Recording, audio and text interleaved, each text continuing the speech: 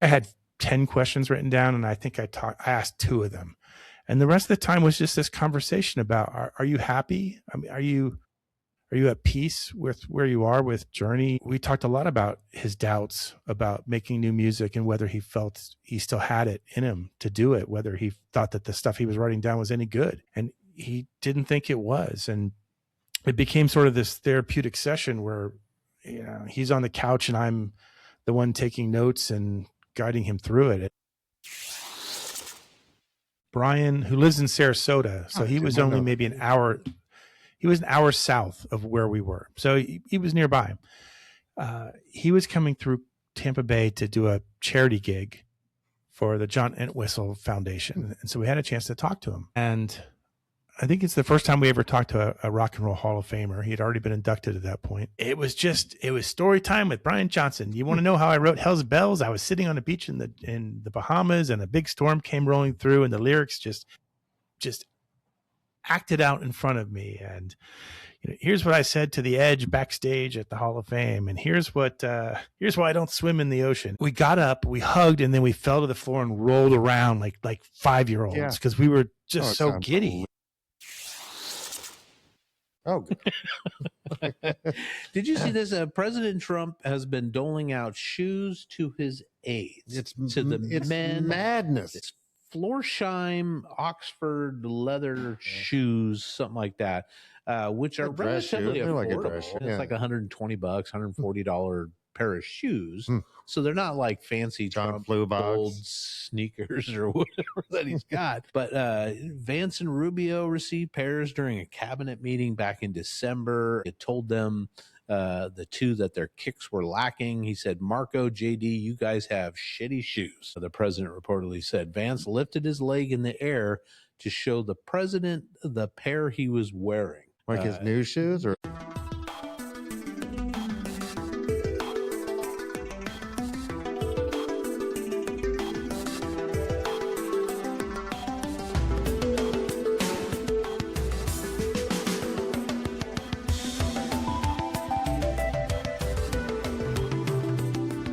Welcome everyone to Our Town Podcast, coming to you from the Cedar Stream studio space in beautiful downtown Renton. Please take a moment to like and subscribe, share if you can, and review if available. We'd love to hear from you, so comment below and tell us how we're doing. Hit the like and subscribe button to never miss an episode. And don't forget to visit our-townpodcast.com for all the links.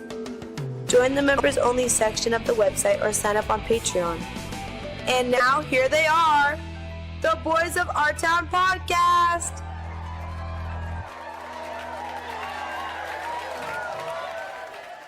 Well, welcome everybody to another exciting edition of Our Town Podcast. extraordinary. Yes, it is coming to you from the Cedar Stream Studios in beautiful downtown and historic Renton, Washington. A little drizzly. You said we were going through an atmospheric river, but we have sprung forward directly into an atmospheric river. Jesus. Tonight, boys, we've got podcaster and author Steve Spears, whose new book about being stuck in the 80s. We'll be chatting with him a little bit later. So looking forward to that conversation. Yeah, terribly successful fella. So yes, indeed.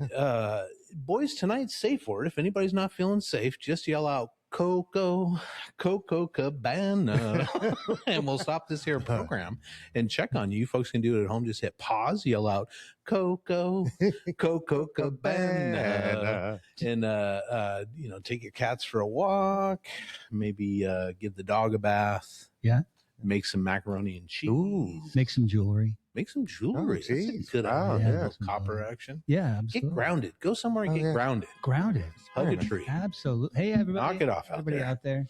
And that's because I found out that Barry Manilow, Coco Cabana himself, worked as a commercial jingle guy for several years coming out of the 60s and into the 70s before he hit it big as the sort of crooning night lounge guy that he is.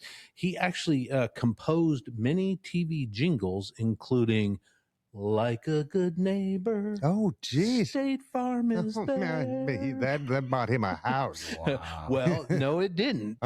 He got what he says is like $500, which, as a starving musician, said it meant a lot to him at the time.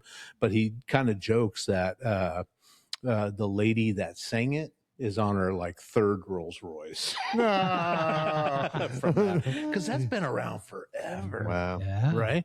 He also wrote I am stuck on Band-Aid brand because Band-Aid stuck on me. Wow. Which I had no idea he did. Yeah. So he sang, I don't think he wrote, but he sang You Deserve a Break Today by What? McDonald's. He also did some stuff for Dr. Pepper and a bunch of other stuff. So he got an What's honorary like to be a pepper to be a pepper? he got Got an it. honorary Clio Award, which Wow. is the Yeah. Advertisers Sure. like Academy Award. Yeah, and he's stuff like right, that. man. Yeah, 50th anniversary Clio Awards in 2009. He got the lifetime achievement kind of a thing. But yeah, man, no idea that he was behind. As far as Coca Cabana is what I know of Barry Manilow. Mandy. Oh, Yeah. Oh, yeah, no, Mandy, the guy's that's been around right. forever. Oh, yeah. Yes, And he was Bette Midler's piano player when she was used to he? play at clubs, like New York is clubs. that kind of how he got started? I don't know. I bet they were just all playing clubs. Yeah, But, yeah, huh. but fascinating. He's I mean, I've known those songs all my life. Oh, So, yeah, yeah. And, And man, that's all we need, kids, is one good jingle. yeah. I'm telling you, that'll But we gotta launch us. sign the right Yeah. contract because Yeah, he yeah, only yeah. got $500. I mean, that's a nice night on the town. Yeah. So if somebody screws up and instead says Mandy or something along those lines, they're okay too. Like we For the won't get safe word. sued. Oh, For we the won't safe get word. sued. 30. Yeah, I mean, for we're the not. safe word. Coco Cabana. Cabana. But that's all I can tell you about the song. I don't Okay. know any other Music in some sort of fashion. Oh my gosh. Yeah, there's violence in that song. Yes. The last place you'd ever suspect it would be. hidden in the beautiful music. Boys, speaking of violence, jumping into some headlines, we are at war. We are second week. We're talking about this. The bombing of Iran continues. Yeah. We've basically succeeded in replacing the Ayatollah Khomeini with the Ayatollah of Yeah. Khomeini. Khomeini, yeah. So basically, his hardline son Yeah. taken over. So they And lost his family in the process. Yes, yeah. So I don't know where this is going. I don't either. Mojtaba Khomeini is taking over as supreme leader of Iran. He's going to chart a defiant course in Iran. I mean, they're invested. It's either that or the extinction of him as the actual leader. Yeah. Like if there was because typically it's the military that ends up surviving, right, into the new civilian leadership, right? Yes. Yeah.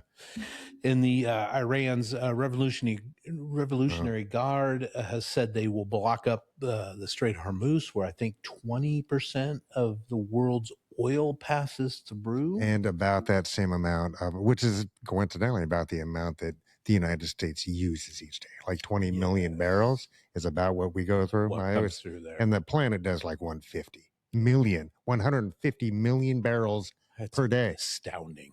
Yeah, good thing we haven't moved on into like renewables. I mean, They don't work, yeah. Mike. but it also shows how robust these trading systems have become. Yeah. To where, because there was a time not long ago when that would have shut everything down. Yes. Right. But it's also plastics, nitrogen for fertilizers. It's like a lot of the stuff that's leaving there goes to become other things elsewhere, and medications. Yeah. Right. Et cetera. All those things that are cracked molecules that come out of that. No, Yeah. they're going. And Yeah. and it's not just and I don't pretend to be a oil market expert, but there's different oils for different. There's light crude, there's heavy crude, there's the dirty crude that comes out of heavy dirty crude that comes out of Venezuela, right? Is that Oh, sure. stuff like that? So man, I don't know. We're gas prices have already shot up. But a lot of this is plastics. In particular, what they use this for is the ethylenes and that kind of stuff. and but they don't necessarily refine them there. So they're going to Indonesia, all these other places that are kind of dependent, and these machines and processes that are in play are in motion, right? There's a lot of momentum behind it all, and you can't just turn them back on. Yeah. You know what I mean? Refineries are a huge deal. They're really hot, explodey things, you know? Oh, man. It's nuts. And people are dying. Yes. Real quick before we talk about people dying, oil prices did rise up to about 120 a barrel for a short time. It did come back down, but now it's steadily rising again. And it's all the rhetoric, right? It's and why and this just shows the markets are stupid as fuck. Is because they believe what he says. Yeah. You know what I mean? Oh, he said he could just make it over. Yeah. So we're going to change our minds. It's we'll like start escorting the ships through the Hormuz, the Strait. No, you won't. No, it takes weeks to get ships dude. into position. No, man. And they're bombing and they're pressing, and the more they say regime change, the more these guys are going to just throw whatever the fuck they have left. Because why wouldn't they? Yeah, right. It's like threats at there was a big call that until the military says no. If they get squeezed hard enough, and the military tells them to no, right? Yeah. But I don't see that. But there was like threats with attacking coast of California. Did you see this? Yeah, that's just kind of. I don't know what was going on with that. They've been the Iranians have been attacking storage facilities in throughout the Middle East with their drone strikes and stuff. So, who knows what's going to happen? There's a big thing which the administration is just come clean with. I don't, they gotta obfuscate different stuff, but the bombing of that girls' school. No, they don't believe in 68 being or saying that they made a mistake. Yes, ever. They never back down. Never, ever is their mantra. Not the buck stops here, right? But never back down. Never say you made a mistake. Never. Yeah, but it's. He said, "I'd live with that." Yeah. I'd live with that. Not I take responsibility for that. The buck stops with me in the end because I'm the chief executive and the commander in chief. Nope. I'd live with that. That's a sacrifice. These 175 children, I'll live with that. Yes. It's absolutely nuts. And then you've got the dignified transfer of the bodies of the Americans that died, where he's wearing his baseball hat. That's weird. And all that stuff. That's Man, on his could you imagine website. If any other president did that? Yes. But, oh my God. He's got the propagandists at Fox that used first term footage, different footage, and implied that this was it. And I'm just like, why are we making excuses? Because it's corporate news media, obviously, but isn't that? But that's telling. It really that's obviously telling because some people are all in knowing what is coming. Mm-hmm. You know what I mean? And they're still all in. And that's all we really need to know. Yeah. And Reuters reported just a couple of days ago, as we sit here on Thursday filming this, that 150 American troops have been injured. A lot of them are wounded because of Iran. And that number had not been thrown out at all. I think when the 6 soldiers had perished on that attack, that they said there was maybe 8 more that were wounded or something, but they had never talked about up to 150 American service people being wounded in this whole conflict. So, I mean, that really throws it in perspective, right? It's not just these, poor sick souls that were, and for a non-contact warfare. Yes. You know what I mean? It's like, but they're just lobbing as many buzz bombs as they possibly can. Just hoping for whatever they Well, because we only have so many interceptor missiles. Right? But like in the hundreds, not in the thousands. But I don't know. I don't know. And I don't like think you said, we're not seeing any kind of thought of a let up or any kind of plan. What's the goal? For a goal. End game. And Congress is just asleep, dude. It's disgusting. And all the administration would have to do now, and don't take my advice, which I know you won't, but all they'd have to do is do a George W. Bush mission accomplished, and we're out. We did what we needed to do. We took out and just leave chaos for the next generation. Yes, I think. But yes, if they can't find somebody to sell out to them, which is always a possibility, that somebody's like a major general or something's like, nope, I'll make a deal with you guys. and I'm the new guy. Yeah. But no, it's not. But if that doesn't happen, they got to find an off ramp, or they're going to just keep going the way they Yeah. are. But I think that they think that they have the midterms, or they're on the cusp of having the midterms locked up. And I don't think the broad long-term geopolitics is this administration's strong suit, but reading the crowd to some degree is. And if they say, and I'm telling you, man, Americans really care about the price of gasoline. Yes, really a whole bunch. Because we had talked about that before the last it's a fact, presidential election. Yeah. That if gas gets below, would you say $3 a gallon or something? Yeah, Biden or whoever the Democrat would be would have won. Easily. But because it's the everyday transaction. For your freedom, your mobility, your gas prices go up means everything goes up because it's more expensive to transport to your favorite Fred Meyer and rarely comes back down. There's a lot going on. Right now it's a really bad time to have a really bad plan or no plan. A lack of plan. It's a really bad time. And he did tap the oil reserves, something that he screamed about Biden doing during Biden's administration, trying to bring the cost of gas down. I think 40%, up to 40% he's going to release. But the maximum we can get out of that is like 1 million barrels a day. Right. It's not, you know what I mean? It's like it's a drop in the bucket. Yeah, literally. Comparatively. So no, that's not right. That's 5%. How much is that affecting prices really? And they could not do the gas tax, not do this and not do that. But also, if you stop having income, although man, we're not afraid to borrow. We've already borrowed over $1 trillion. During his 1 year. How much in debt are we? It's like today? 50 billion a month or something. Right. It's just something bananas.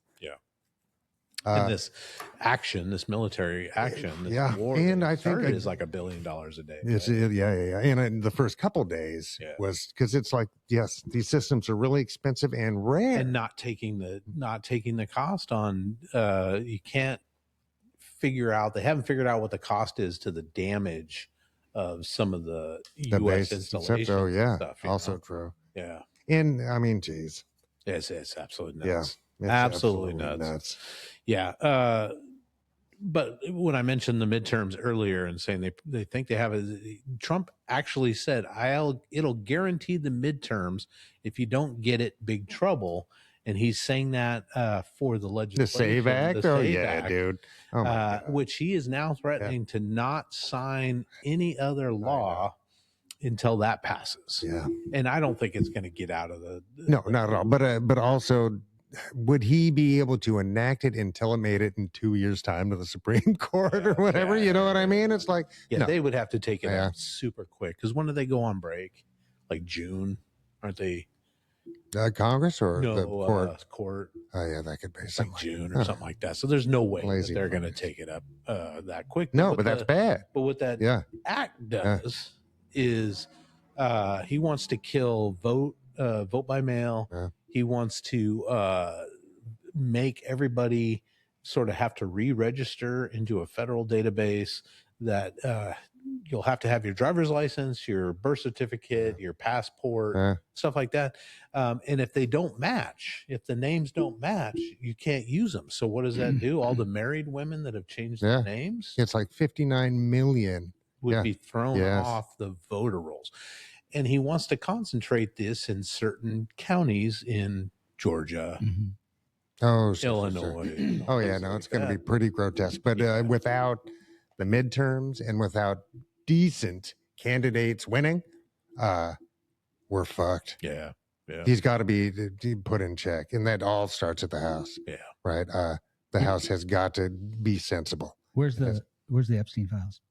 Yeah, all of it. Well, talking about the Epstein files, Jeff, authorities in New Mexico have launched a search this week, a physical search this week of a sprawling ranch formerly owned by Jeffrey Epstein, which has come under renewed interest because allegations surrounding the estate in the files talk about a murder that happened there, and Jeffrey and Madam G helping to dispose of the bodies of 2 foreign girls that were on there. This is somewhere in the hills outside of the Zorro Ranch or whatever it's called.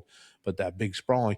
Problem is that the person that bought it after the government released it or whatever was a MAGA guy who knows what he's done, you know, to hide these guys. Yeah, I mean, they don't always bother covering their tracks because they feel that they're untouchable. Yeah. So I hope we can count on that in this case. But exactly. If somebody just moved in, they're like, well, I'm going to pay somebody $50,000 to dispose of this problem. You know.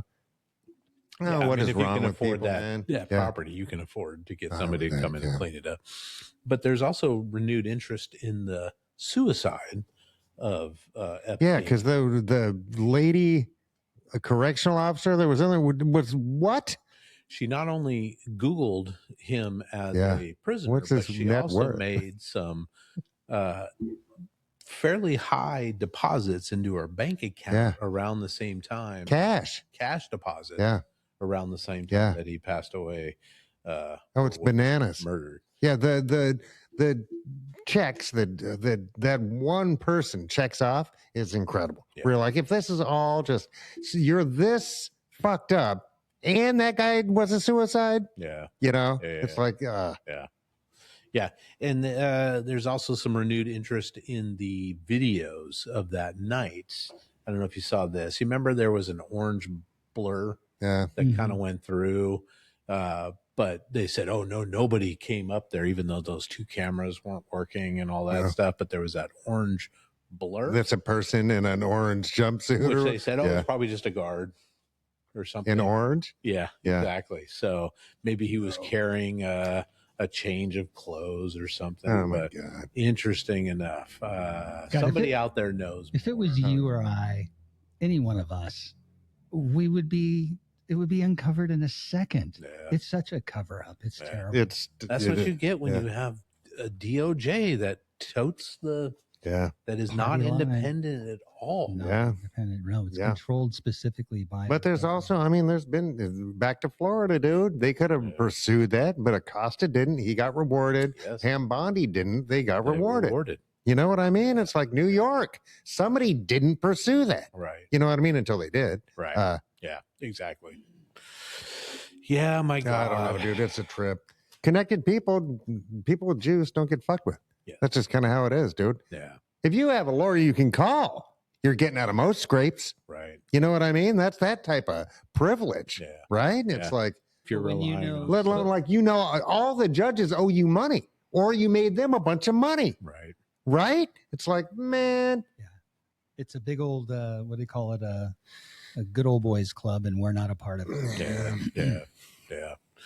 Man, oh man. Well, in other signs that the world is ending. Oh, did you see this? President Trump has been doling out shoes to his aides. It's men. Madness. It's Florsheim Oxford leather shoes, something like that, which are relatively affordable. I mean, it's like $120, $140 pair of shoes. So they're not like fancy Trump gold sneakers or whatever that he's got. But Vance and Rubio received pairs during a cabinet meeting back in December. He had told them, the two, that their kicks were lacking. He said, Marco, JD, you guys have shitty shoes. The president reportedly said. Vance lifted his leg in the air to show the president the pair he was wearing. Like his new shoes? Or like his new shoes. Oh, my God. And so somebody reported that a female White House official anonymously said, all the boys have them. And another cracked, it's hysterical because everybody's afraid not to wear them. Yeah. Like the president gave you these shoes. So there was recent pictures of Marco Rubio wearing his dad's shoes. Wearing his dad's shoes. And if you look at the photo, these are like clown shoes on him. There's like a good inch gap between his heel and the back of the shoe. He's like a size 4, 5. Yeah, it just depends. He has a peg leg. Yeah. He's got a peg leg. It did bring me back to that moment. Allegedly. The peg leg. It did bring me back to the whole, like, wearing my dad's shoes. Yes. Well, picture day or I something. wore my mom's shoes. Only they could see me now. Yeah. I don't, Were those man, the it's 4-inch fucking, heels or the... They're completely crazy. These people are crazy. Absolute bonkers. They think it's fucking theater. It's not, dude. people live or die with their decisions. And I think Rubio is kind of taking it seriously. I just happen to completely disagree with it. But I think he's sort of an adult in that room. But I also think he's a really ambitious dolt. Yeah. You know what I mean? It's like, they've already been talking about the Vance Rubio ticket in 2028. Wow. Yes. Man, we used to have like Eisenhower's, right? And Lincoln's. Yeah. You know what I mean? FDR. Like people who realized that they were smart, but not the smartest. Yeah. So they needed better people, challenging people around them. Yes. They were brave enough to be challenged. You know what I mean? And to grow from it. Yeah.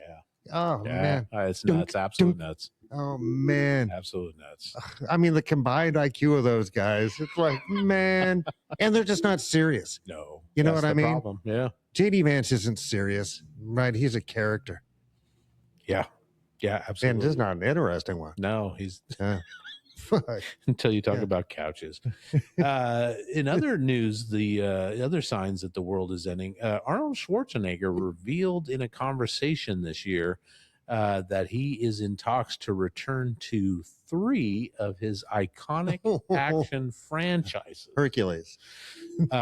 Conan. Oh, yeah. Wow, that's awesome. Conan the King is what they're talking about. Yeah, King Conan. King Conan. Oh, that's a thing. Yeah. Oh, geez, that's great. Yeah. I hope it's not a dumb movie. I hope it's I a don't good know. movie. I don't know who's, but he's in talks for it. But also Predator and Commando. Yeah. Do we need another Commando? I know Predator has been doing really well because they've had tons of, and some of the movies have been really good. The last one was okay, where the cyborg from the Badlands, Predator Badlands. Yeah, I haven't watched that one yet. Yes, the cyborg from the Wayland Company, the aliens corporation on a distant planet, and this young predator has to go and kill this massive creature because that's what I'm talking about.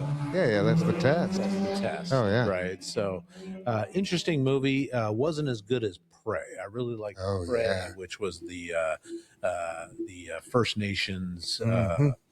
Way back in the 1700s or whatever it was, or early 1800s. But I thought that was a really good movie.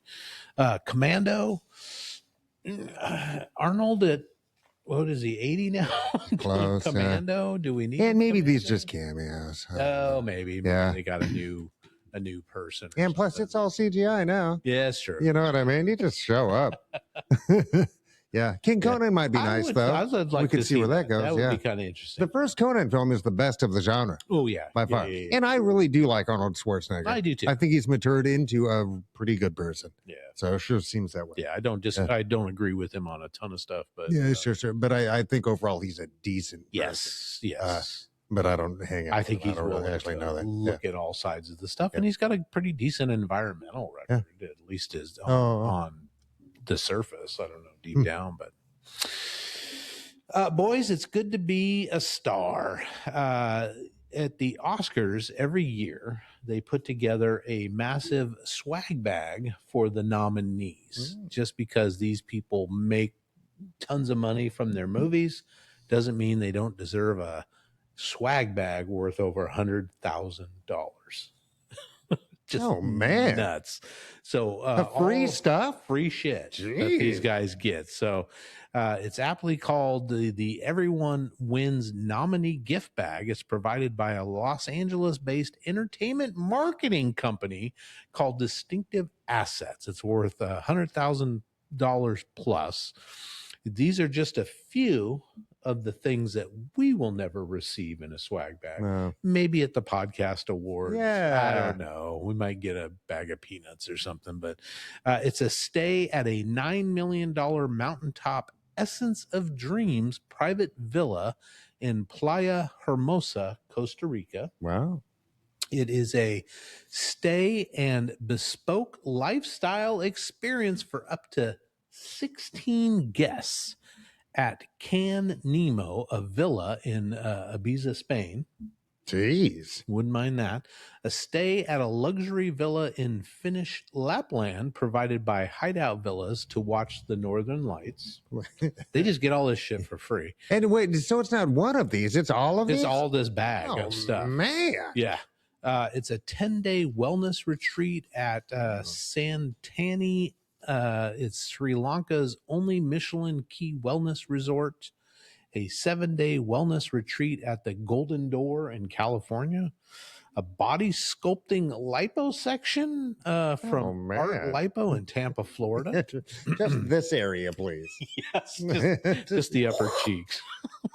Take the brain out. Just a big gray A turnkey custom residential interior design package from design to construction project management. A personalized $25,000 procedure by Dr. Konstantin Vyzukovich, a board-certified facial plastic surgeon in New York City. Nice. I'm going to go get the Botox going. And then there's like all these different facial makeup, skin type products, food items like handcrafted chocolates, special honey, teas, all this organic stuff. PETA Stop the Monkey Import to Labs travel pillow, and the book Gods in Shackles. It's and the list it was like 100 different things that these people are getting. I wonder if you can trade. I'm not going to use the lipo section. You might. Yeah. You might need this. And the facial reconstruction or whatever. It's how do I want to be a whole new person? Yeah. But I would take those trips, man. Those trips sound pretty good, pretty darn good. Yes. Yeah, man. I don't know. It's good to be the king. Yeah. And these are for the nominees. These are for all the nominees. Well, that's nice. Director, all the actors. Geez, I wonder how far down that goes. Like best animated features, best boy. Yeah. He's like, sign me up, bro. You'd be a good best boy. Oh, yeah. He is the best boy. Dream come true. Nice. Speaking of best boy, Sammy Hagar, the Red Rocker himself, has a new business venture. I think this might have been out just a little bit, but it's called the Red Rocker Essentials. It's a new premium line of nutritional supplements made and developed by Nature's Lab. They're now available on his essential sites, and you can get it at Amazon.com and Walmart stores. It's because he talks about being an older guy that's he's still, I think he probably still gives it at the concert. He's probably all I bet he does. His stuff, and he's an older guy, so he needs energy support powder that promises a jitter-free energy as well as an uplifted mood and sustained focus, because he says he's long taken multivitamin and amino acid supplements for endurance while touring and performing. It's like, wow. He's got to be mid-70s, right? I think he's 78. I think. Oh, wow. All right. 78. Yeah. Man. Oh, Sammy. He's been around a while. Jeez. And I saw recently, there's been a lot of Hagar articles about the Van Halen stuff and just, all the stuff that's gone down. And I guess Alex Van Halen has a bunch of recorded stuff of him and Eddie playing and creating songs, bass, drums, and guitar work. And they're just trying to find a singer. So, people asked Sammy if he'd be willing. He said, I'd love to, but I don't think I'm going to be asked. They talked about using Paul Rogers for a minute, but I think he's not going to. He's older than 78. Yeah, he's got to be. He's got to be. Oh, yeah. And David Lee Roth probably isn't quite. I don't think Dave's into it, man. Yeah, he's probably not. Yeah. But he's kind of lost his voice a little bit, hasn't he? No, never. Sorry, Mike. Bad about DLR in front of Mike. They didn't mean it, Dave. They didn't mean it. David, if you want to come on the show and show us anytime, your chops, dude, anytime. Brother, I love it. Yeah, geez. Oh, man. And finally, boys, in news, rest in peace, Country Joe McDonald passed away at 84 years old. He was lead singer of Country Joe and the Fish. Oh. I don't know if you remember their big famous Woodstock performance. Yeah, they were Woodstock. Yes, it was, and it's 1, 2, 3. What are we fighting for? Don't ask me. I don't give a damn. Next stop is Vietnam. Talking about your boys coming home in a box, stuff like that. Man. So that was his big protest. Yeah. He spent a lot of time. That was the I'm Fixing to Die Rag. I feel like I'm fixing to die. Rag was the name of that song. But he was committed to Vietnam veterans coming back from the war and helping them out, and contributing to not only memorials for them, but also groups to help them get past their experiences and recover. He was first one to lead the Vietnam Veterans Memorial in Berkeley, California, and he also helped establish one in San Francisco. So just a good guy, counterculture dude. Started out in 1965 doing folk type music. Kind of led him to the Fish, which was I forget the guy's name. Fish was actually Barry the Fish Melton. Oh, geez, was his cohort in that. But big time peace movement guy.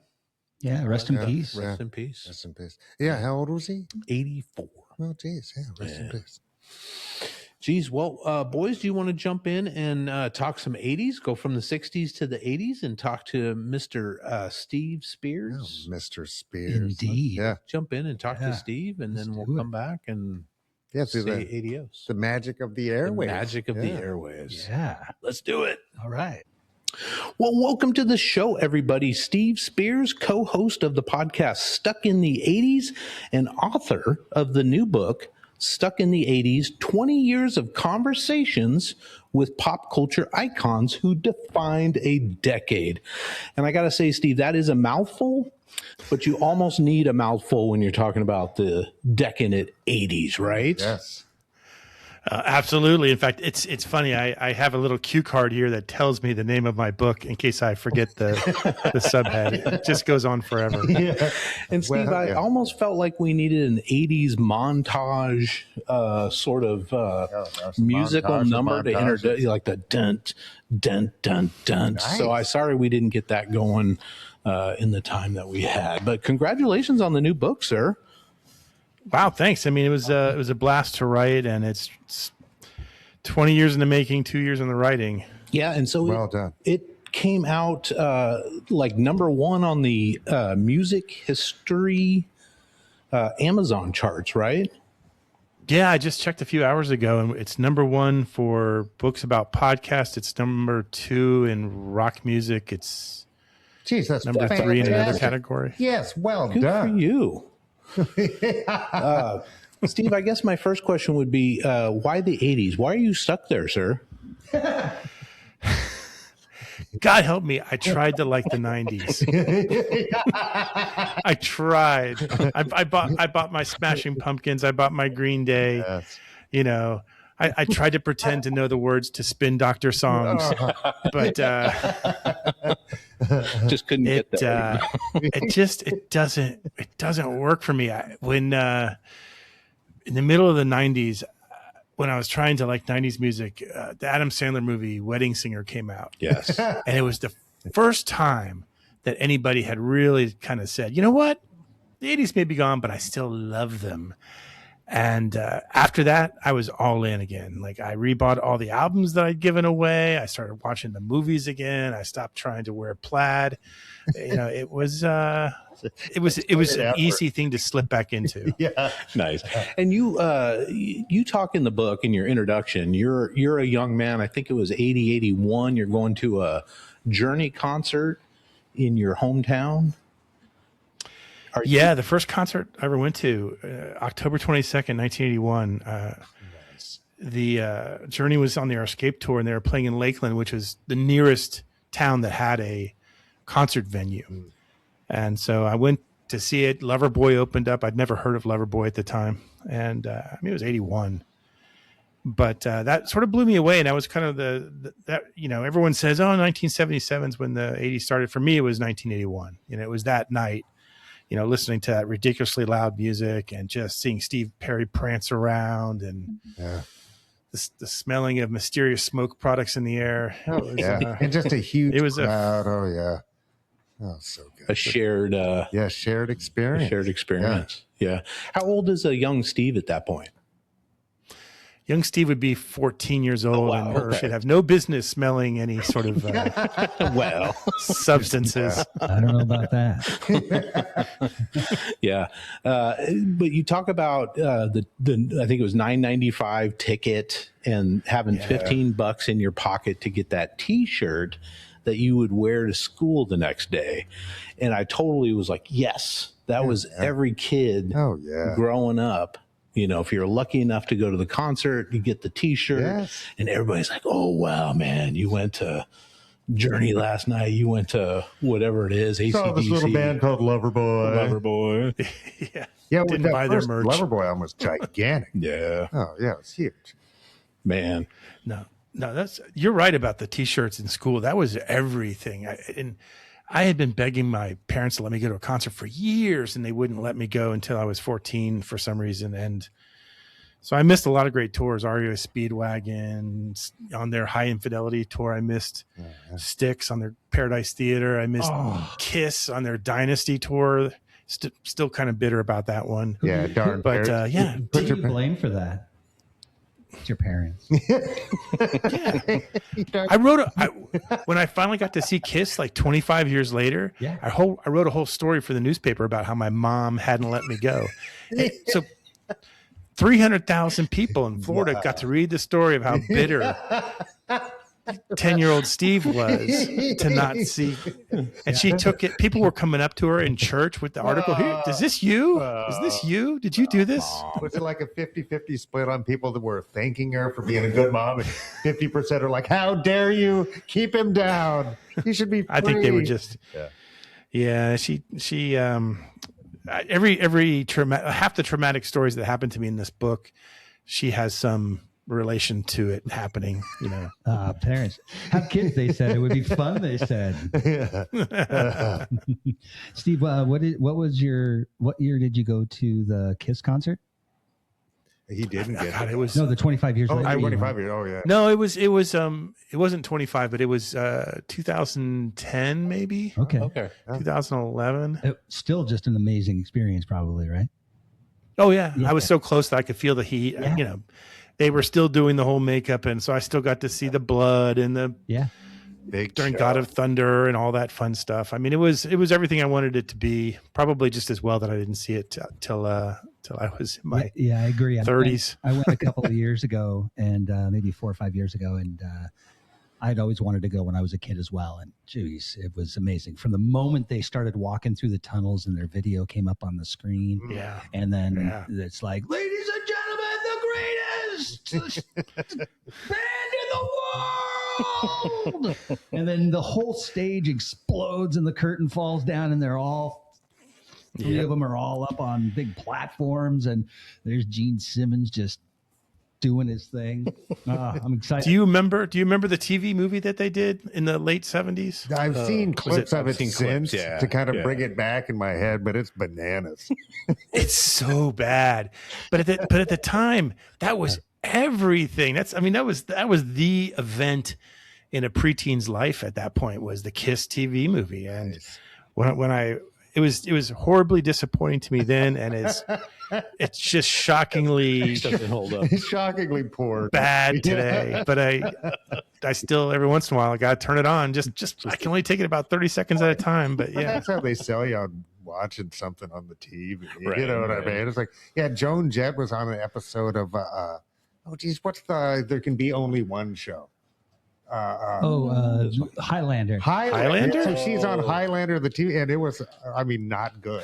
But it was Joan. It So was Joan I'm Jett. still tuning in. Yeah. Yeah. Yeah, I think that goes to show that, like, if you tune into like Airplane and Caddyshack and Fast Times at Ridgemont High and I don't know, When Harry Met Sally, whatever it is, it just doesn't land as well anymore. In the moment, when we're so caught up in culture, and how much of that in your world, Steve, is true today as much for kids of this generation and previous generations, where they like have these fond memories and they look back and they go, "Oh, That didn't hold that didn't hold up so well." It's funny. There are movies I think that hold up really well still. Police Academy is not one of them. No. But Blues Brothers but does. but but Blues Brothers does, to some degree, a Caddyshack does. I think the key is this. I mean, if you saw it for the first time in the 80s, when you're a teenager, it's almost like you're grandfathered in. It's funny. A movie is funny to you for the rest of your life. Forever, Like I will always laugh during Caddyshack. Know, hey everyone, we're all going to get laid. I mean, every part of that movie, Stripes, Fast Times at Ridgemont High.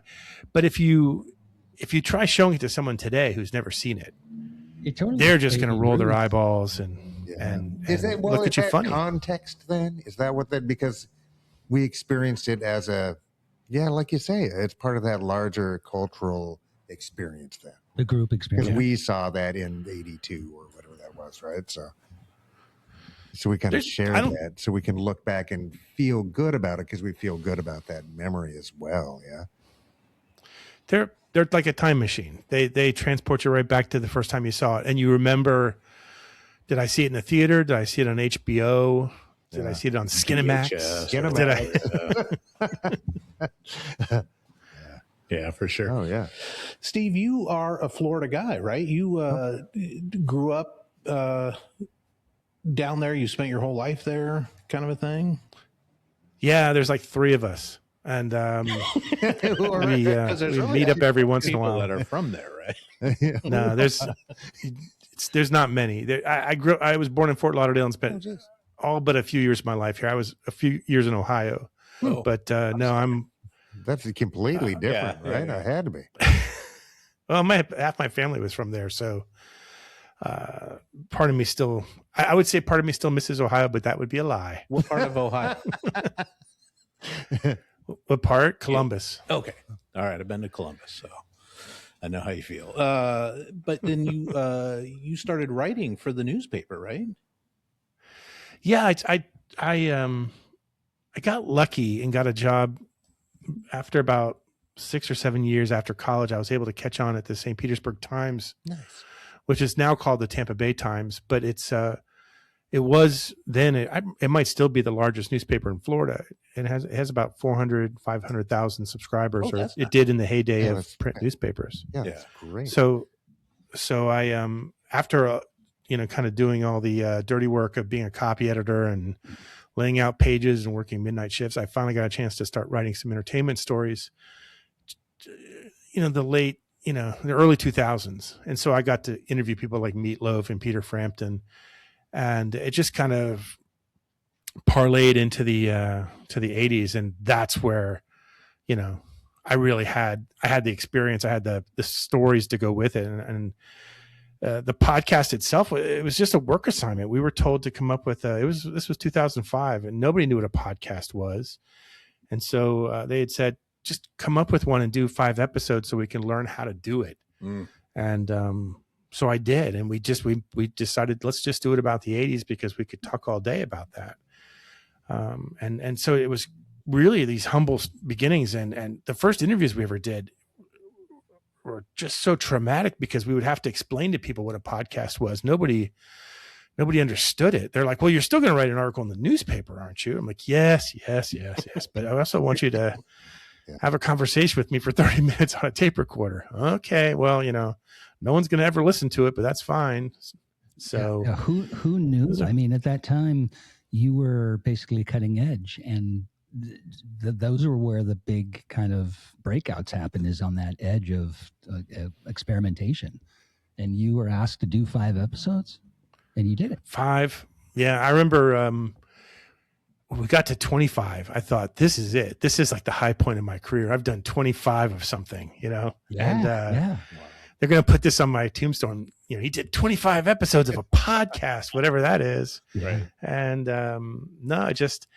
but it helped having the newspaper there because bands would come through town and they'd want to, publicize their shows. So I would get Dennis DeYoung or Brian Johnson or Cyndi Lauper or Huey Lewis to come on the show. And once I explained what a podcast was, they were like, oh, so I'm here. Ask away. Yeah. Congratulations. That's pretty spectacular. Yeah, it really is. Yeah. Was that when you were talking earlier, I think before we started, that you had a professional studio? Was that something the newspaper provided to you to make it in the building kind of a thing? Yeah, it was one floor above my desk. They built a soundproof studio with a control room. It was like so good science fiction to us, and we were so proud of it. The first person who ever came in to be interviewed in person was Debbie Gibson. And I remember we tried to talk her out of it because we'd never done one in person. Yeah. Are you sure? Yeah. And so we sat there and we're like, no, it'd just be better if we did it on the phone. Well, but I'm in Tampa Bay. I'd love to come in and see you guys. Yeah. Okay. And you weren't doing video at that point. You're just this is just an audio podcast that you're doing. We may have shot some video that day because I don't think anyone would have believed she was there if we had. I know we have photos. Nice. There's a photo of her hugging me, and it's just like I'm gonna have that blown up to poster size and put it on my wall. Bro, you have a plane and take a banner through the sky with it. Yeah, fantastic. I'd put it on my ceiling. No, 98% of them are phone or video ones, Zoom now. I mean, someone else who came in to see us in person was Robin Zander of Cheap Trick. He lived in Tampa Bay, and he just rolled up one day. His wife just pulled up to the curb. He hopped out and he just walked in by himself and straight into the podcast studio and talked to us for an hour. It was surreal. That's fantastic. And he's a professional, right? I mean, that guy. Yeah. Oh yeah. He's just the ultimate storyteller. Oh yeah. Steve, what your book is right there to your right, right? Is that sitting there? It is. To your left. Tell us about your book, man. Oh hey. Look at how pretty that. Yes. Yeah. It's had a glossy fan of the podcast who did this, the design for me. She runs a book design company, TLC Design. Fantastic job. But can you put it up to a couple of years ago? I've been wanting to write a book, and I just didn't know about the podcast, and I just didn't know how it would seem, because podcast is so audio, and now you're trying to do the exact opposite of that and go print.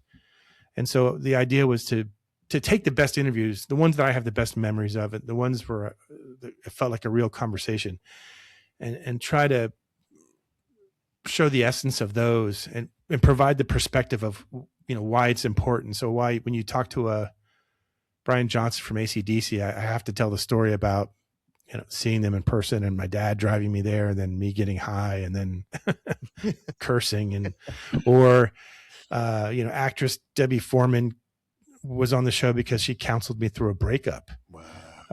So there's these real personal stories involved with a lot of these. And so I wanted to tell the story of the podcast. I wanted to share these stories because I just, podcasts are great. I love podcasts, but they fade into the ether, and, sometimes you just want to print products so that it's kind of, saved there for all time.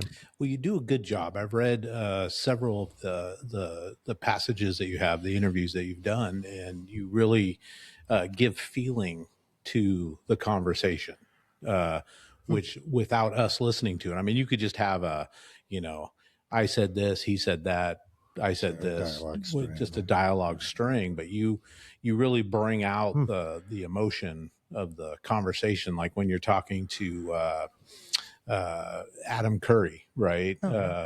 Who I always, I mean, the original VJs, I'm always know who those guys are, the MTV VJs, but I also associate Adam Curry, even though he showed up several years later, as being sort of the face of MTV for a long time.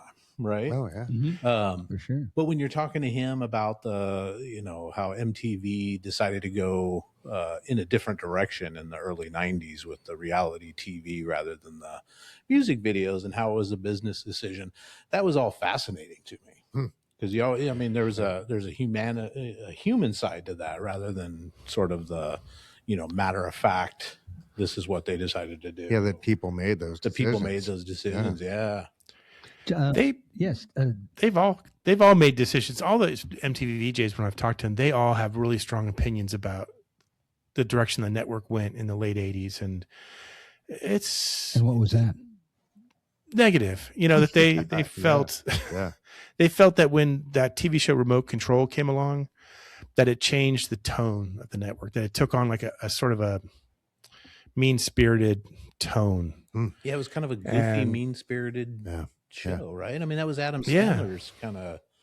I mean, he'd come off of Saturday Night Live, but Adam Sandler killed the video star. Did you know? Yeah, jeez. Yeah.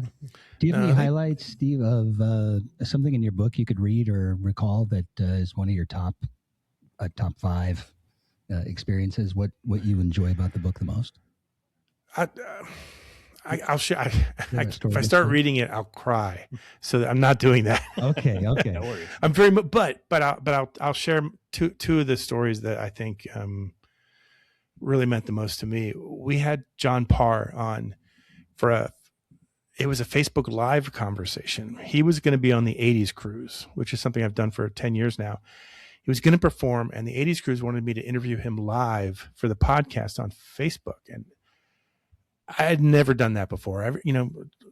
We record our podcast, then we go in and we clean them up and we take out all the uhs and the mms and the and all the other snafus. But with John Parr, we had to do it live while people were submitting questions. So we did it, and then we're doing it, and he's just fantastic. And we're swapping story for story, and then he pulls out his guitar and he starts to sing his songs.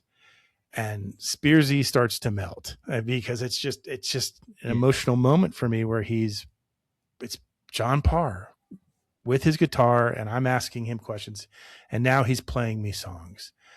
And so he obviously does Man in Motion from San Elmo's Fire, and we finished up the 1 hour long conversation. And then the next day I got an email from him that I still have on my wall right off to the left of me, and it just him saying he had gotten so many kind words about our conversation. It was because of my love of music and my humanity, and he admired the connection, and it meant the world to him. And so my wife was nice enough to turn it into a little framed thing that I keep there. So when I'm having a bad day, I just look over and see John Parr smiling at me. Yeah, no, that's fantastic. What a beautiful moment. That's Steve Perry's the other one. He hadn't done an interview in maybe 10 or 12 years when I talked to him, and I hunted him down. I went to his fan website and emailed every email address I could find until I found the right person who knew him. And he had just remastered a Greatest Hits album, and he also remastered Street Talk, his solo album. And so I wanted to see if he'd talk, and the person said, I'll set it up. And so we talked on the phone normally an interview's 20 minutes, 25 minutes. They try to jam as many as they can into an hour, but Steve didn't have anything to do. And so I had an hour with him on the phone. Awesome. And we covered, I think I had 10 questions written down, and I think I asked 2 of them. And the rest of the time was just this conversation about, are you happy? I mean, are you at peace with where you are with Journey? Are you trying to make new music? And we talked a lot about his doubts about making new music and whether he felt he still had it in him to do it, whether he thought that the stuff he was writing down was any good. And he didn't think it was. And it became sort of this therapeutic session where, he's on the couch and I'm the one taking notes and guiding him through it. And it really touched me. One point I decided to ask about Sherry, because, he wrote a song and made a video about his girlfriend, Sherry Swafford. And I think they broke up 6 months later and a year later. And so I asked him about that, and he went real quiet, and I go, oh crap. There's always that fear when you're interviewing someone that you're going to ask a question and it's going to make them, well, I'm out of time. Got to let you go. And I thought I'd hit it. I thought I'd hit the question that would make him say, I'm sorry, Steve, I'm out of time. It was nice talking to you. But he went quiet. He let out a big sigh, and then he just spilled his guts about how hard it was to be on the road when you're in love with somebody, and women are throwing themselves at you, and you've got to make decisions every night, and it's a tough road. And it was just a really personal moment. Yeah. And I was really just so happy he shared it with me. When I finally hung up an hour later, I think I sat there for a good 10 or 15 minutes before I went back to my desk. I had to take it all in. That's amazing. Is Yeah, dude, this that's is kind of a crazy. weird question. Was he kind of your unicorn? Was he your biggest get that you always Yeah. wanted to interview? Yeah. Yeah. Unicorn's a great way to describe it. I hadn't thought of it that way. Yeah. I start in the book with Journey, Yeah. and Steve Perry's the final chapter. That was the hardest one to write. It was the first one I wrote, and it was the last one that I rewrote. And yeah, he's the unicorn. In a way, he's the symbol of how I see the 80s. Yeah. Nice. Dude, that's a great. Yes. Oh, I'm gonna. Yeah. I feel you, man. That's great. You're going through an experience, and I can hear it in your voice. You know, like, go read the book. When I read the end to my wife the first time, I had a hard time getting through it. Yeah. Because I was feeling some things I hadn't thought when I started the project. There was a lot of self-realization in this project. Yeah. When you go back and you look at something you've done for the last 20 years and you start to see things in a new light. And the Steve Perry thing was the Steve Perry interview was top of the list, but they all the people that are in the book all contributed to some sort of revelation on my part as I wrote it down and put it into perspective. Yeah. Yeah. And I really like the sort of epilogue that you have there where you go back to the hometown, or you go back to the town where the arena is, the Lakeland arena. Lakeland Civic Center. Yeah. Talking to the hotel hostess about it. And I don't want to give too much away, but I love the fact that it's sort of gone in the way that you remember it, but it's always with you. It's like you left with it, with the knowledge that it's still a part of you, kind of a thing. Is that kind of what you were going for? Yeah, I'm getting chills as you describe it. The book was 80% done when I went back to Lakeland that day and saw the old Lakeland Civic Center. And I won't give it away, but that was the spark. That was sort of when you see the light at the other end of the tunnel. That was it, the moment. And I wanted that to be in the book to explain the journey. No pun intended. It's not my fault they picked a name that's such a good pun. Yeah.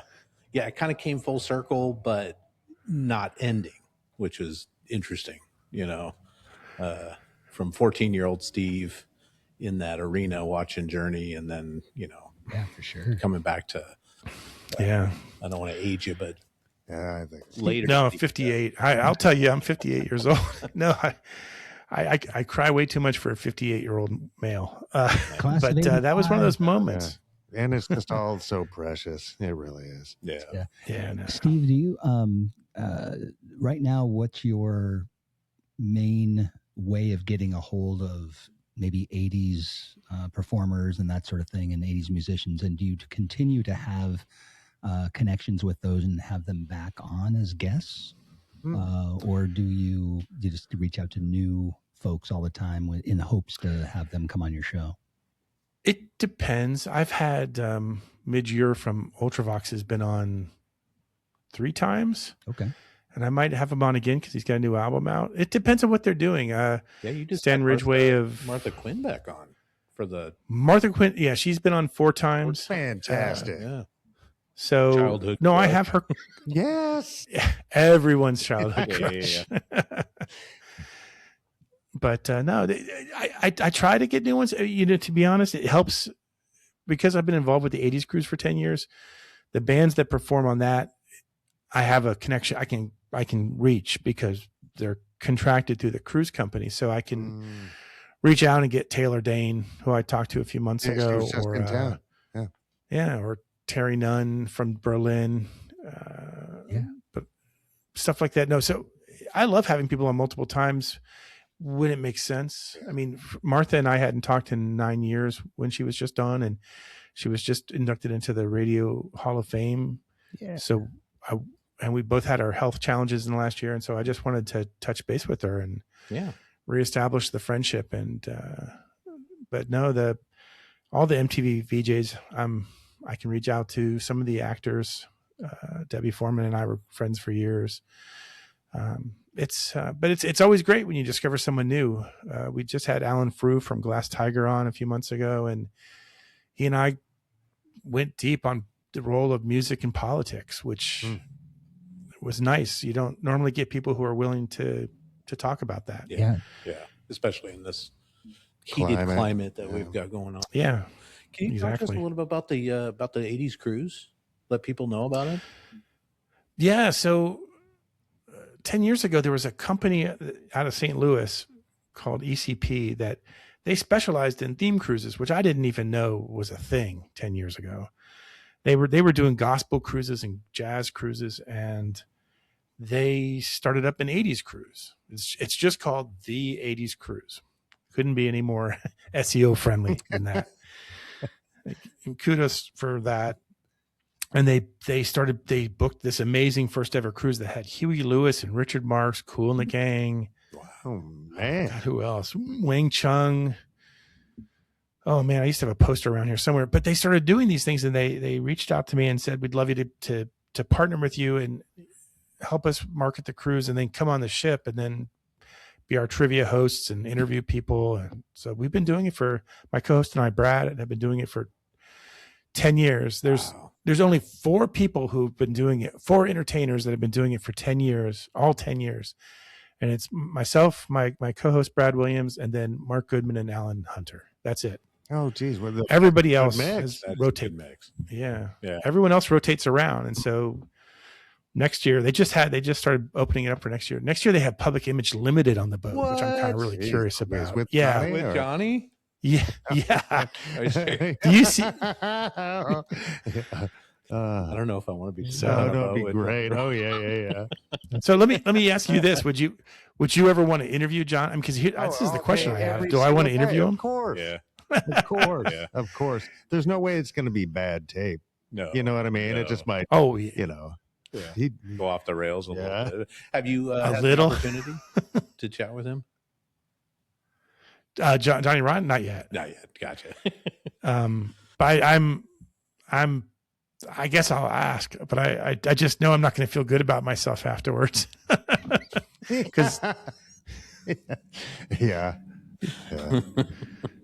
Is there? But he also got to work. I mean, he like the first 3 PIL albums are incredible. Yeah. Steve Vai was in that guy's band. Was he? Yeah, in the record. Isn't that Steve Vai? Oh yeah, for sure. Huh.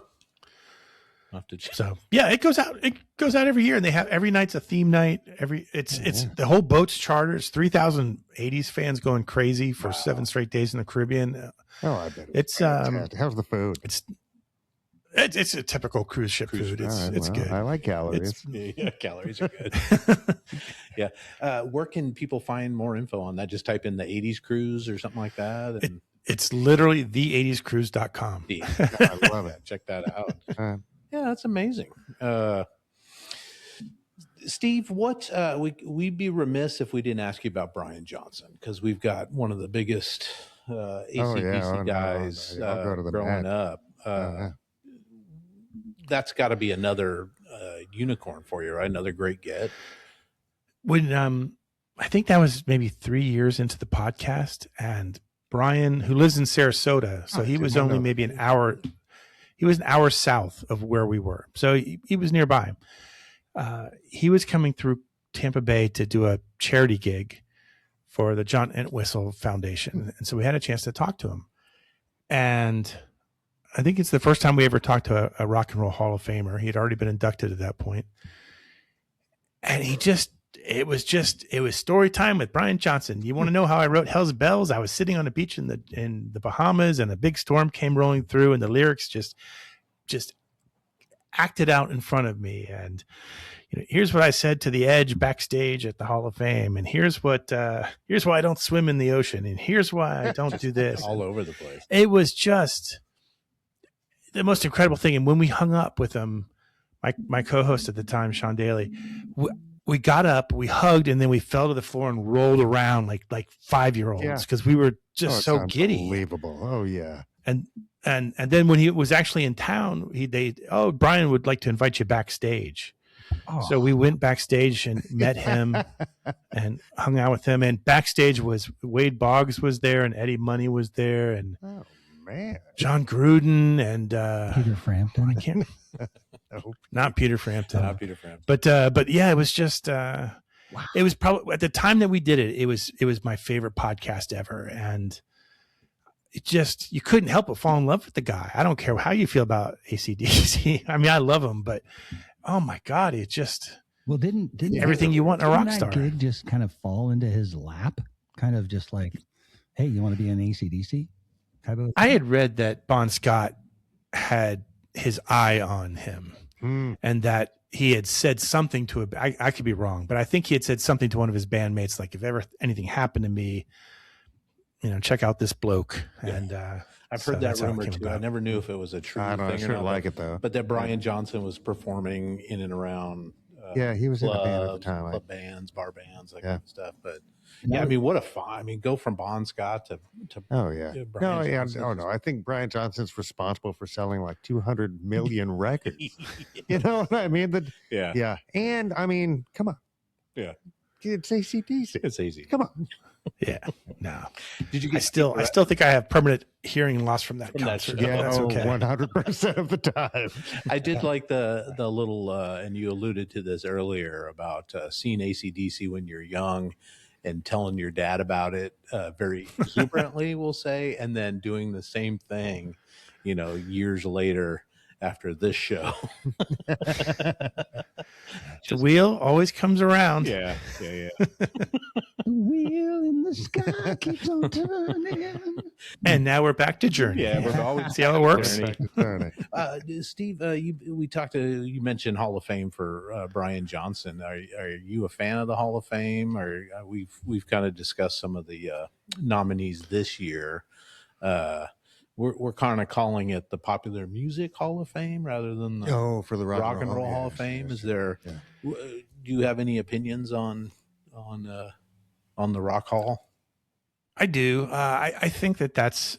I think how you're describing it. I think that's a fair way of describing it. I read somewhere that they said people just have to let go of the idea that it's the Rock Hall of Fame, and they have to understand that the way rock is meant in this context is sort of like a rule breaking type of music. Yeah. And if you look at it that way, then it makes the nominees that they have had over the last few decades makes more sense. Yeah. Do I do pay attention when they announce the inductees. Usually we do a podcast about it. We didn't do it this year because it happened right before the cruise. But I always have an opinion, and I'm always still amazed that it takes some of my favorite bands so long to get in there or to even be nominated. So but I've been lucky that I've seen, Duran Duran and Rush and Journey make it in. I'd like to still be alive if Styx ever gets there. Yeah. And Have you ever? I'll be curious to see if what's that? Have you ever gone to one?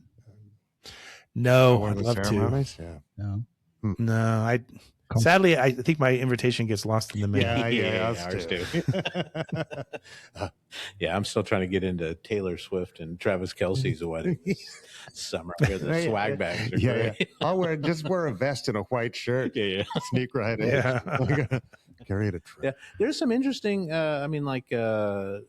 Who is it today? Phil Collins as a solo artist, and Iron Maiden again. I think for the second or third time. But Joy Division and New Order, Geez. coming in. So That's I don't know. Hopefully, Billy Idol, Jeff's Billy Idol. Oh, Those are some good nominations. I think. Decent, yeah. I think it'd be nice to see Iron Maiden in there. I'd like to see. It, I think they've earned it, and I think Phil Collins has probably earned it, and so has Billy Idol. I love Billy Idol. Don't get me wrong, and it took me years to finally see him in concert. I don't know if he's a first ballot. Yeah. So Yeah. I felt Collins kind of just, despite all the early Genesis stuff, I don't think there's anybody more 80s to me than Phil Collins. and he was And it's the In the Air soundtracks, Tonight. he was the everywhere. He soundtracks. was It's the everywhere. Miami Vice episodes. Yeah. I mean, just Yeah. Phil Collins is almost like 80s incarnate. Right? Yeah. If you do a Mount Rushmore of 80s musicians, I think he's on it. I think that's a fair assessment, right? Yeah. For popular music and rock. Yes. Yeah. For pop. Yeah, for sure. Yeah. I got a question for you. But what if you were to want to go see a show and like get backstage and just be a part of the whole deal, what concert would you like to go to right now with whoever's alive? And then who would you like to go see that has been passed away? Like a time travel. Like a time travel thing. So two questions. One, who's currently alive and touring or would be touring or could tour, and who's passed now, and who was that?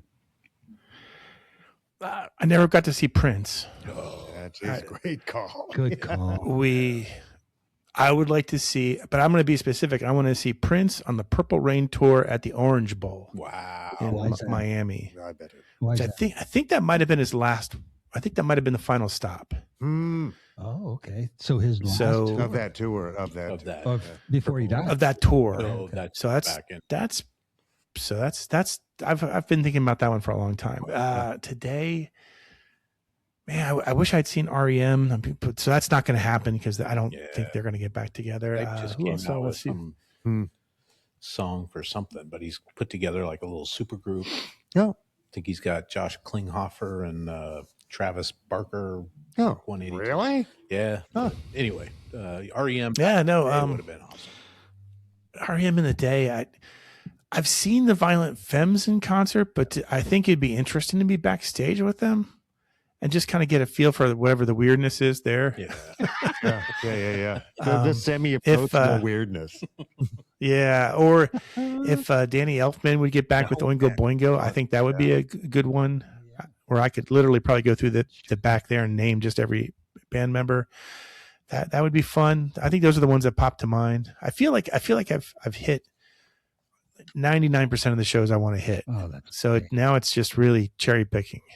Yeah, and you have the access to do so. I mean, do you oftentimes reach out to people and because of your connections have had better tickets than others? Or? I'll tell you what used to happen when I was in Tampa Bay. There was a venue there. I write about it a lot in the book called Ruth Eckerd Hall in Clearwater. And I knew the people there really well who worked there. They're booking people. They're vice president of entertainment.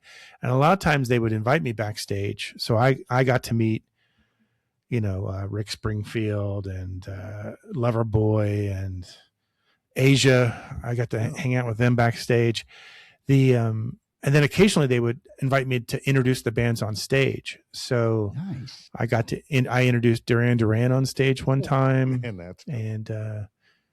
But that's always pucker time. I mean, that's just, you just nothing to prepare yourself for that. You standing out in the middle of the 30,000 people or however. Yeah. We're screaming for the people behind you. Yeah. Right.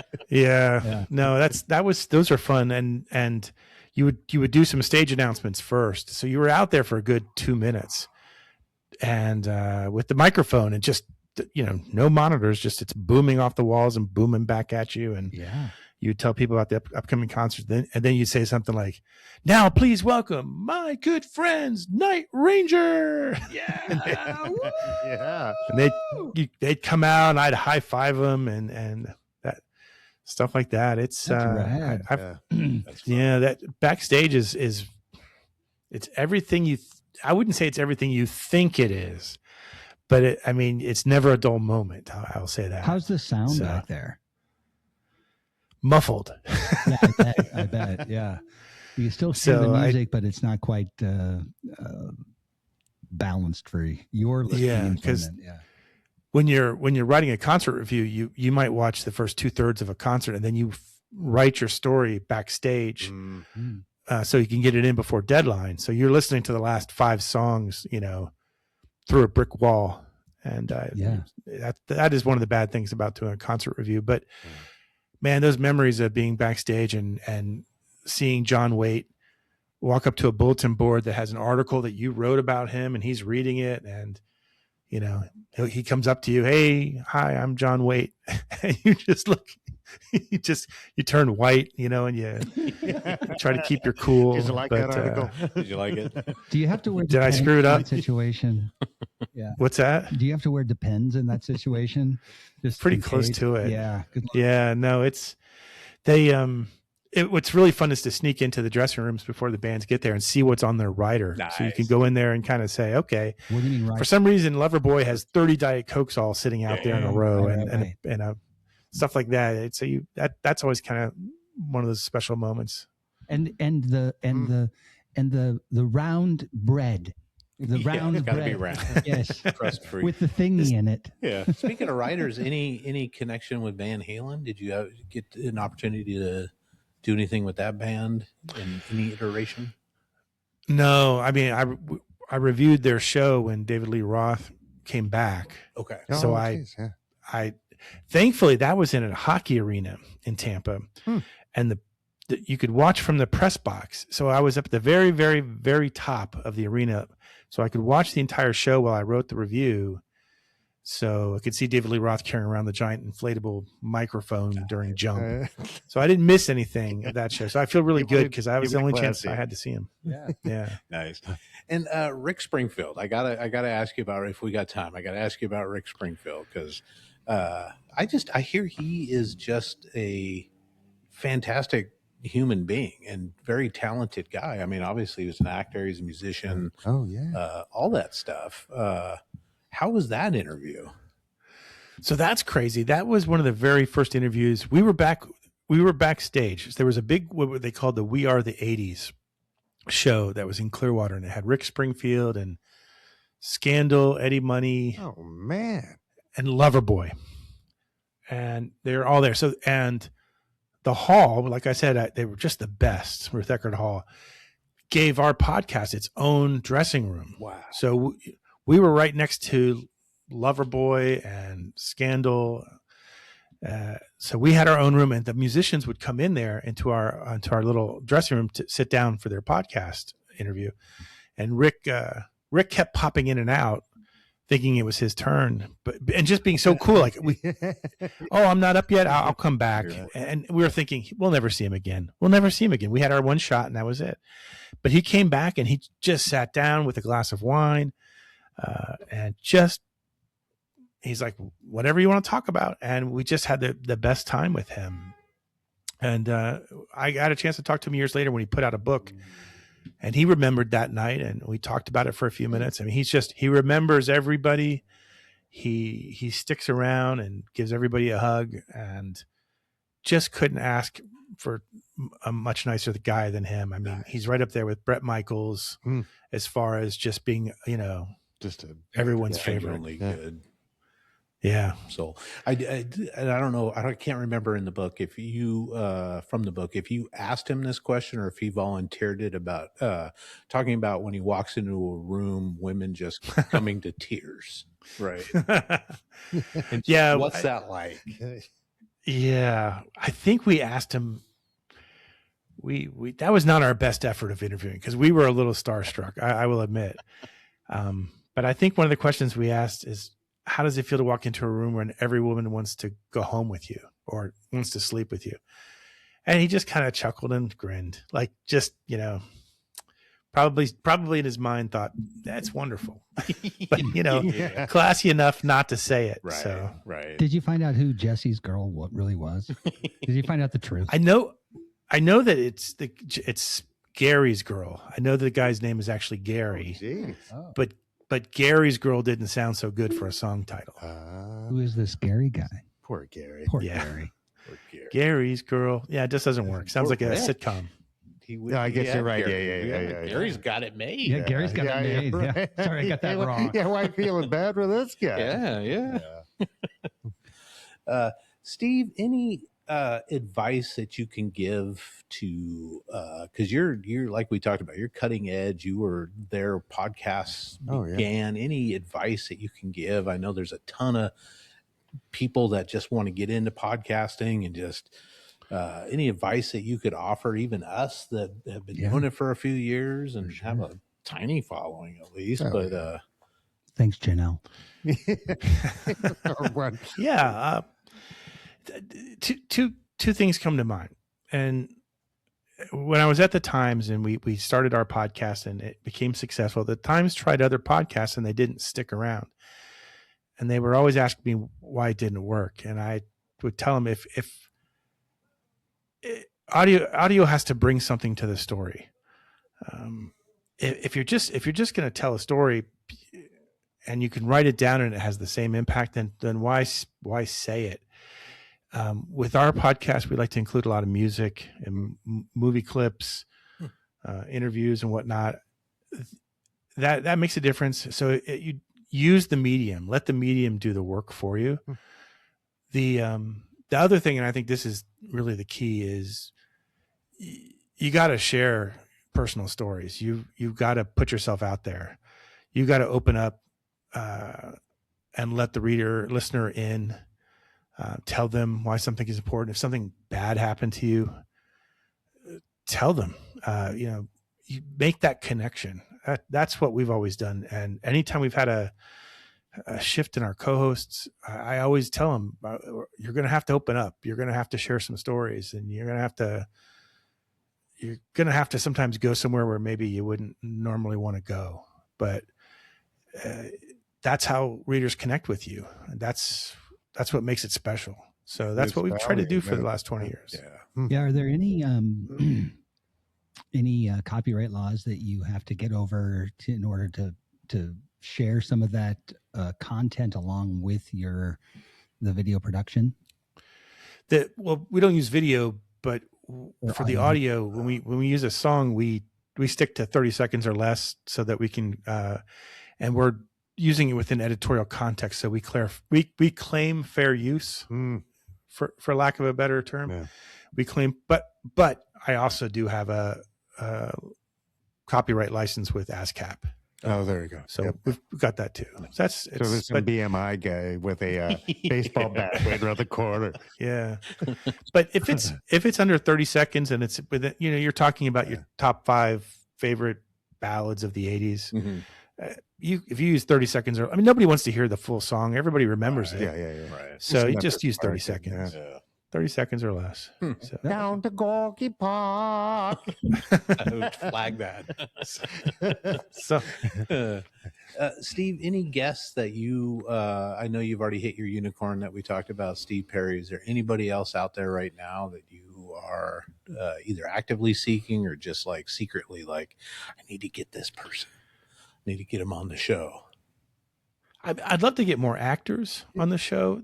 The trouble with actors is musicians still tour, and they've still got to go out there every night and play. Kevin Cronin's going to have to play Keep On Loving You till the end of time. So he's going to have to answer some questions from me about High Infidelity every time he tours. John Cusack is not, I guess it's different. Loving talking about the 80s because he's moved on. Yeah. And for Molly Ringwald, she's moved on, and you did they don't talk to her though. Now we did, and it is not the best interview in the world, but it's in the book because it's an example of what it's like sometimes to interview a hero where you're just not going to get what you want because she was doing a Broadway tour and that's what she wanted to talk about, and you can almost hear you can almost hear her sigh when I said the word John Hughes. It's just like. So, but also, what's the name of your podcast again? Yes. Yeah. Like, you didn't jump out of the darkness at her with that. No.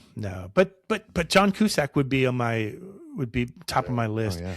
I almost had him for when Hot Tub Time Machine came out because finally here's a movie about the 80s, and I had him lined up and I forget what happened, but it didn't happen. Actors are notoriously hard to get on the show because of their schedule and because they rarely ever want to talk about something they did 40 years ago. So that's, I'll give him a challenge. Old Johnny. Put in a good word. Steve, we can find you the 80scruise.com if you want to sign up for that, because you'll be doing that next year, right? Yep. We can also find you at STIAD SIT80s.com. Did I get that right? SIT 80s. SIT, yes. Gosh, I wasn't so dyslexic on that. No. I do it all the time. SIT80s.com. That's the podcast homepage. Right. And then if you want to grab the book, which I think you absolutely should, it's on Amazon right now. Just look for the title, and I'm going to read it off again because I have to. See, can you show us bring up that book again one more time, just so we can see it? It's Stuck in the 80s, 20 years of conversations with pop culture icons who defined a decade. And we got an advance copy, and I really appreciate that. I'm going to go on and get myself a paper copy because I like the tactile. Mm-hmm. But yeah, just a great read. It's a fun read, and it gives really good insight into those folks that we grew up with. Yeah. In our formative years. Yeah, they all made a dent. Yes. Yeah. And it's a cool responsibility that you have undertaken to get it down for history. Yes. It's a big deal. Yeah. Posterity. Yeah. Anything else that you think we should know before? No, check out the show. It's on Spotify. It's on iHeartRadio. It's on Apple Podcasts. It's everywhere. We have a great time doing it. And, we have a listenership that goes back 20 years, people who have become good friends now of the podcast. My wife I met on the 80s cruise. It's the 80s Nation is a thing. It's a family. And the music and the movies are the language that we use to talk to each other. Yes. Yeah, absolutely. And you guys do everything from top songs of 1986 to... I saw recently you guys did you were talking about the now I can't think Pretty in Pink versus what was Some Kind of Wonderful. Some Kind of Wonderful. Oh, yeah. Difference between, sorry, I couldn't get that out. But yeah, just everything 80s. Yeah. Yeah. And who doesn't like the 80s? Yeah. Don't answer that. I'll come after you. Yeah. Steve, we really appreciate you taking the time. I know it's past your bedtime there in Orlando, but anytime you want to come back and chat with us about the 80s, we'd love it. Everybody go grab his book. Yes. Check out the podcast. Yeah, they will mail that book directly to your house. Yes. Do it. Yeah, thanks for coming. Thanks, on, guys. Steve. Really appreciate you. Thanks. It's been a blast. Ooh, that was a great conversation with Mr. Steve Spears. Yeah, what a sweet guy. What a great guy. I really enjoyed speaking with him. Some great stories. And I have read more of his book, and I wish we had 3 more hours to talk to him about all the people that he's been able to chat with and interview and have discussions with and stuff like that. But yeah, he's an absolute professional. Absolute professional. Again, folks, the book is Stuck in the 80s, 20 Years of Conversations with Pop Culture Icons Who Defined a Decade. And he's also the host of the Stuck in the 80s podcast. So you can find that at sit80s.com. And you can also go to what is it, the 80scruise.com or 80scruise.com and sign up for next year. We looked it up. I think, what did you say, Shaka Khan? It looked like Shaka Khan for 2027. Yeah. For 2027. Yeah. Amazing. Yeah. Amazing. Yeah, nobody's mad at that. No, not at all. Yeah, he's a hell of a guy, and we hope that we wish him much luck and much success. Yeah, definitely want to follow him further, and hope we get a chance to interact with him a bit more. Yeah, so. Hey, can take us on a cruise. Yes, we'll be your wingman. Yes. One of the folks that he interviews in his book, and I did have some questions about that. We were just kind of limited on time, but was Weird Al Yankovic. He interviewed him a lot, and it was kind of interesting. In the book, he talks about, Weird Al talks about how back in the day with MTV and stuff and the parody stuff, he was like the only one, right? Maybe not the only one, but the only one on the MTVs and stuff. Oh, for sure. Got big and famous and stuff like that.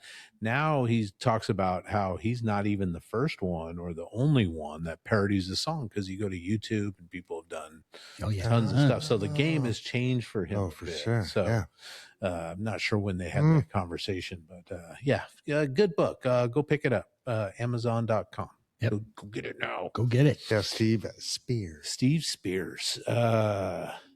Boys, ending this here and just throwing a little bit more Weird Al at you on something positive here. Weird Al had a couple of cool quotes I thought were fun. As my father used to tell me, the only true sign of success in life is being able to do for a living that which makes you happy. Kind of goes with that. If you do something you love, you never work a day in your life. So it's like the Our Town podcast. yes, go sign up on Patreon. Yeah. Right now.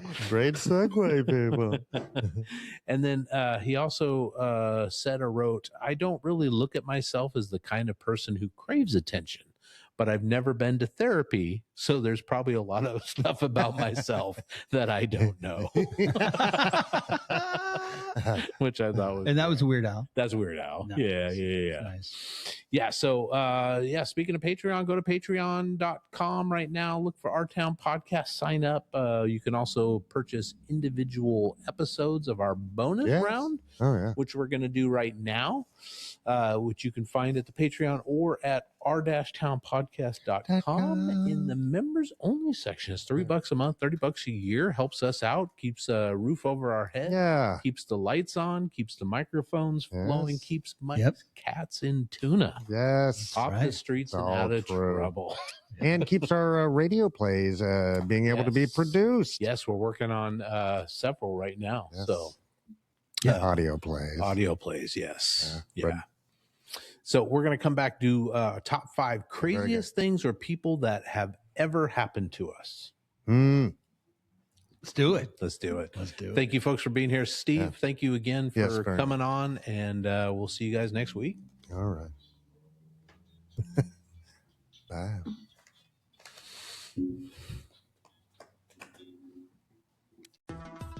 Please like, subscribe, comment, and share. And if you think this episode is worth $1 or $5, the boys would love to have it. And don't forget to visit r-townpodcast.com for all the links. For less than a cup of coffee, you can also join the website in the member-only area for exclusive bonus content, vlogs, and more. It's just $3 a month or $30 a year. Thank you for listening to this production of Our Town Podcast Extraordinaire.